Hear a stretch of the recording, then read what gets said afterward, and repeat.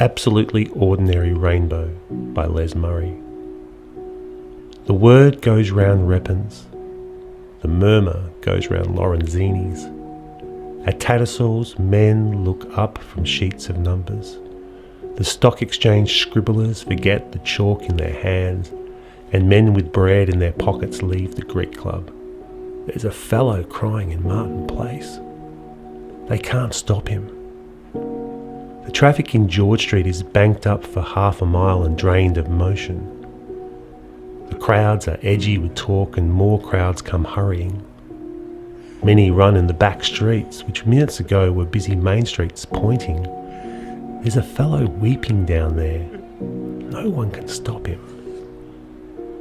The man we surround, the man no one approaches, simply weeps and does not cover it. Weeps not like a child, not like the wind, like a man, and does not declaim it, nor beat his breast, nor even sob very loudly.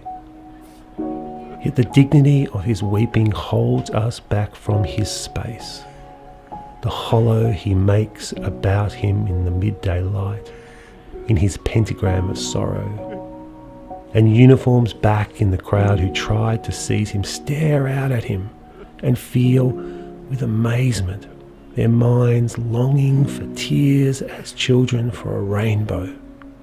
Some will say, in years to come, a halo or force stood around him. There's no such thing. Some will say they were shocked and would have stopped him, but they will not have been there. The fiercest manhood, the toughest reserve, the slickest wit amongst us trembles with silence and burns with unexpected judgments of peace. Some in the concourse scream who thought themselves happy. Only the smallest children and such as look out of paradise come near him and sit at his feet, with dogs and dusty pigeons.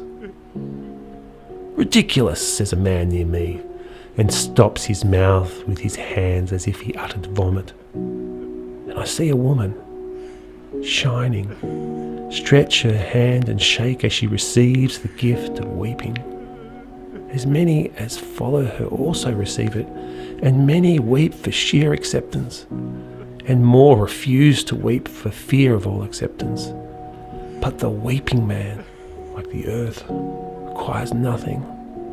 The man who weeps ignores us, and cries out of his writhen face and ordinary body, not words but grief, not messages but sorrow, hard as the earth, sheer, present as the sea, and when he stops, he simply walks between us, mopping his face with the dignity of one man who has wept and now has finished weeping.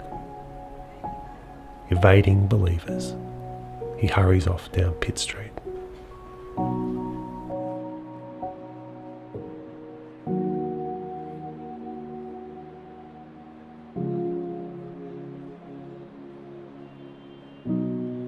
An Absolutely Ordinary Rainbow is taken from Murray's first collection, The Weatherboard Cathedral, published in 1969, and is probably his best-known poem.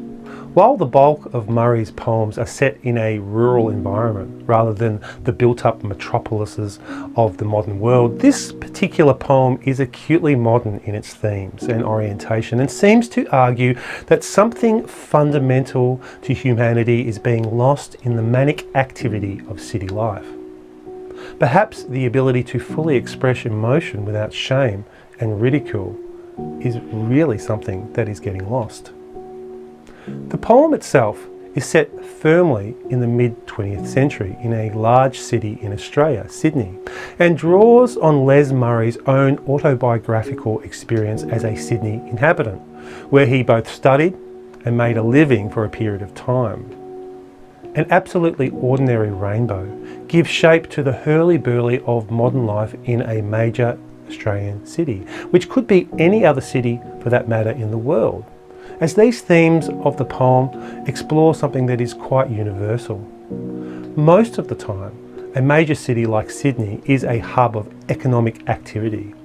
It's also a place of consumerism, gossip, greed, and social manoeuvring, in which word of an unusual or scandalous event can travel fast. This is just how the poem opens, with word and murmur blowing around Sydney like a stiff breeze. An important aspect of the poem is therefore the setting. The ability of one man to grind a city to a halt is clearly a remarkable and unusual event, and the reader is left to ponder what is it in this man's public expression of emotion that can transform the atmosphere of an entire city. The recounting of the event, mostly in first person present tense, creates a sense of intimacy and vitality. It makes the poem feel almost like a parable from out of the New Testament. In other words, the lyrical prose-like structure of the poem echoes the biblical accounts of a Jesus-like figure coming to a new town and leaving it utterly transformed. Here, it is interesting to note that the Jesus of the Bible is often depicted as weeping.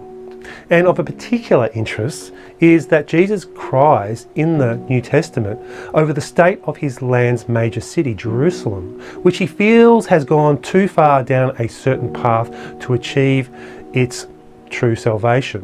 Of course, the crying man in this poem has a less obvious purpose. He seems to bring an important message, but that message is either intentionally out of reach or simply impossible to understand by much of the culture around him. Furthermore, any hint of the man being holy, a prophet, or possessing a halo are quickly rejected by the poem. The weeping man here, Murray is suggesting, is not to be elevated and made out to be different. Rather, he remains a full human being and down to earth as an individual, albeit one with a more fully rounded sense of his own emotional depths. It goes without saying that the alienating effect of living in a big city is a common subject in 20th century